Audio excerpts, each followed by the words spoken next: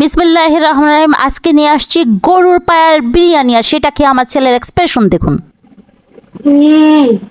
এত স্বাদ। আমাকে স্যাটিসফাই লাগতেছে কেন?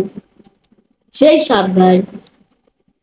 আমার বাচ্চারা এত সুন্দর রেসিপি খেয়ে একদম মুগ্ধ হয়ে। এদিকে আলু আমি ভাজ্যা লইছি, আগে বিরিয়ানির একেবারে 10 মিনিটে রেডি হয়ে যাবে, তো তার জন্য আমি আলু ভেজে নিয়েছি, পেঁয়াজ বেরেস্তা করে নিয়েছি।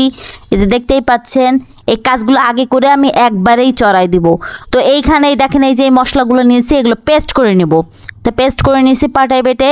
তো এখন আমি এই যে গরুর পায়াগুলো দেখতেছেন, এর ভিতর সমস্ত মশলাগুলো একে একে দিয়ে দেবো।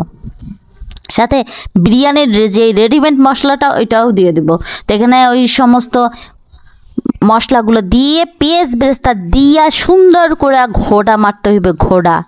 তো ঘোড়া মারানোর আগে আমি দিয়ে দিতেছি একটুখানি ওই যে পেঁয়াজ বেরেস্তা করার যে ভাজা তেল ছিল, সেই তেল অল্প একটু দেবো, কারণ এমনি পায়া থেকে অনেক ভিতরে যেই নলির ভিতরে যেই গুলা থাকে মজ্জাগুলো, ওগুলো বের হয়ে এমনি তেল তেল একটা ভাব হবে, এই জন্য খুব বেশি তেল ইউজ করার প্রয়োজন নাই। তো এই সমস্ত ইনগ্রিডিয়েন্টস দিয়া সুন্দর করে মাখামাখি করতে হবে। এই যে বিরিয়ানির রেডিমেড মশলা, এই মশলাটা দিয়ে দেবো, একদম ইজি রেসিপি। তো এই ফাঁকে কিন্তু আমি পোলাও চড়াইয়া দিছি পানি দিয়ে, যেমনভাবে আমি এর আগেও পোলাওর যেই ভিডিও, সেটা আমার এই চ্যানেলে পেয়ে যাবেন ভিডিওতে।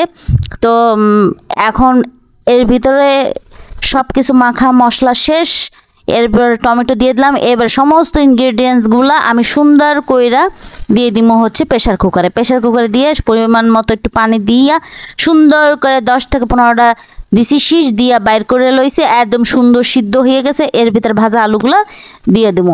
দেওয়ানোর পর সুন্দর করে একটু নাড়াচাড়া করে একটু কষা, আর একটু পানি টানবে, আর ওই মশলাগুলো আলুর ভিতরে ঢুকবে। ঢোকার পরে এরপর আমি এই যে পোলাও রান্না করছি রাইস কুকারে, বললাম না, সেগুলো সব সুন্দর করে দিয়া এই যে সুন্দর করে ঘোড়া মারতে আসি। সব কিছু মশলা সুন্দর করে মিক্স করে 10 মিনিট দমে রেখে দিলেই কমপ্লিট হয়ে যাইবে। তো আমি রেখে দিছি, এবার পরিবেশন করছি। এই দেখেন কি সুন্দর যে হইছে, আর আমার ছেলের এক্সপ্রেশনের কথা কি কমো। এত স্বাদ। আমাকে স্যাটিসফাই লাগতেছে কেন? সেই স্বাদ ভাই।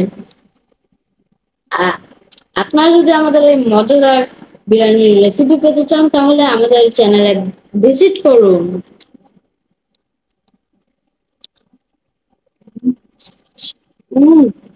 সেই স্বাদ। আপনারা বাসায় ট্রাই করবেন আমাদের বিরিয়ানির রেসিপি।